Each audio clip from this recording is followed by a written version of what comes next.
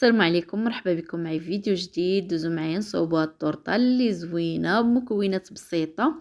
قبل ما نبداو الفيديو الله يرحم الوالدين ديروا داك لايك باش الفيديو يبان بزاف ديال الناس، واللي ما مشاركش يشارك في القناه الله يرحم الوالدين. دوزو المقادير وطريقه التحضير. عندي هنا واحد القبيصه د الملحه لتصحيح الذوق. عندي 4 البيضات من حجم كبير، ولا كانوا عندك البيض الصغر ديري 5 ويكونوا في حرارة المطبخ، وإلا ما كانوش عندك في حرارة المطبخ ووقفتي عليهم وكانوا في الثلاجة ديريهم في الماء سخون قبل ما تخدمي بهم باش ينجح معاك لاجينواز. عندي هنا واحد الخميره، واحد الساشي د الفاني، عندي 4 كاس ديال السكر سنيده، عندي 4 كاس ديال الزيت، وكاس عامر مزيان ديال الدقيق يكون من نوعيه مزيانه. هنايا غادي ندير البيض، انا درتهم كاملين. نتوما يمكن لكم تفرقوا البيض على الصفر، تخدموا كل واحد بوحدو، وكديري المكونات كاملين مع الصفر، والبيض كديريه بوحدو حتى يولي بحال الثلج، وكتبقاي تزيدي على الخليط الاخر شويه بشويه. الخليط الاخر ديال الصفر ديال البيض اللي كتكوني خدمتيه مزيان ودرتي معاه دقيق وكل شيء، كتبقاي تزيدي عليه داك الصفر ديال البيض، داك البيض ديال البيض من بعد ما رجع بحال الثلج حتى هكاك تطلع لك لاجينواز كتجي غزاله. وكتبقاي تخدمي من التحت للفوق بالمغرفه ولا بالدراب اليدوي صافي حتى كتكملي داك الخليط، وفي التالي كديريه طيب. هنا كندرب مزيان كما تشوفوا معايا حتى كيولي الخليط ديالي بيض، كيتغير له اللون وكيولي بحال الكريمه كما كتشوفوا معايا وكيتقال. هنا كنبقى نزيد داك الزيت غير خويط بخويط وانا كنخدم باش داك الزيت ما يهبطليش لاجينواز ديالي، وانا كنخدم وانا كنزيد شويه بشويه غير بالقطيره حتى نكمل داك الزيت اللي عندي. راه عندي غير 4 كاس ديال الزيت صافي. هنايا من بعد ما غنساليه كامل وانا كندرب حتى يولي الخليط ديالي كنشوفو ولا ثقيل كما تتشوفوا زاد ولا ثقيل صافي. هنايا بقى لي الدقيق والخميره اللي مازال ما درتهمش.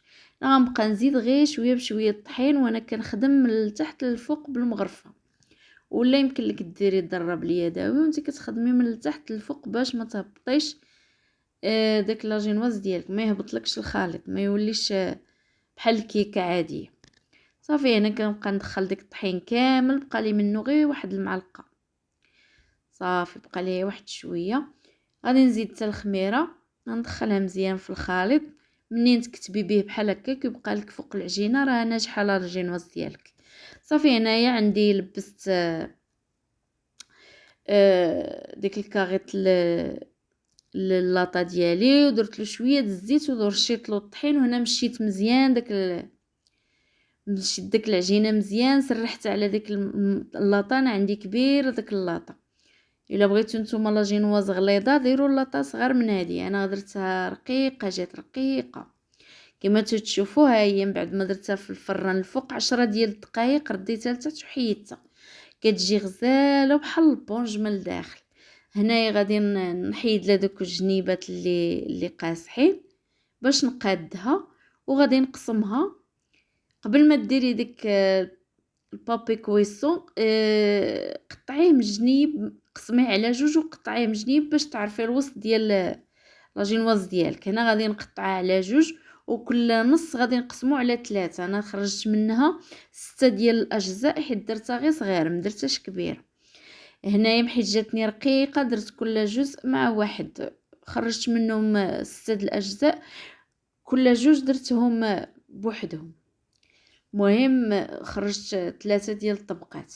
هنا غندوز نصوب صوص شوكولات اللي فيها كاس ديال الحليب، واحد الساشي ديال الكاكاو المور، واحد 2 معالق ديال الزيت، واحد المعلقه عامره مزيان ديال النشا، وإلا ما كانش عندك النشا ديري غير الدقيق يكون من نوعيه مزيانه رطب.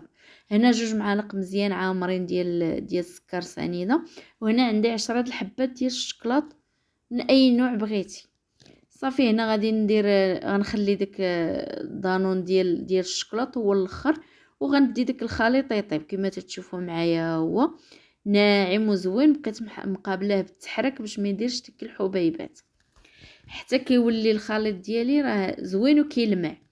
غادي من بعد ما غنحيدهم فوق البوطه غنزيد له داك دانون ديال الشوكولاط وصافي، وغندير له واحد السلوفان على الوجه ديالو باش ما يديرلاش القشره، ونخليه يبرد باش نمونطي به الكيكه ديالي ولا الطورطه. هنا عندي ربعه ديال هولالا كما تشوفوا معايا، تكون بارده في الثلاجه قبل ما تخدموا بها. وعندي جوج دانونات ديال الكراميل، انا بغيت المذاق ديال الكراميل في هذه الكريمه. وعندي واحد الفلود الكراميل. هنا درت الفلود الكراميل وغادي نطلع ديك غنضرب شويه ديك الكريمه حتى غير نص تضريبه، ونزيد لها داك دانون وعاد نكمل. انا كما تشوفوا غنزيد دوك دانونات وعاد نكمل التضرب.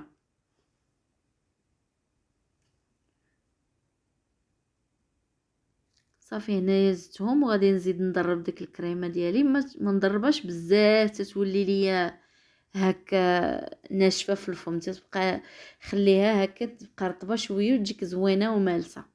صافي هنا نضربها غير شويه وغادي نحبس. صافي كما تشوفوا معايا هنا عندي دوك 3 الاجزاء، كل جزء مع جزء. هانتوما تشوفوا راه جات رقيقه ولكن هي هشيشه وبحال البونج من الداخل.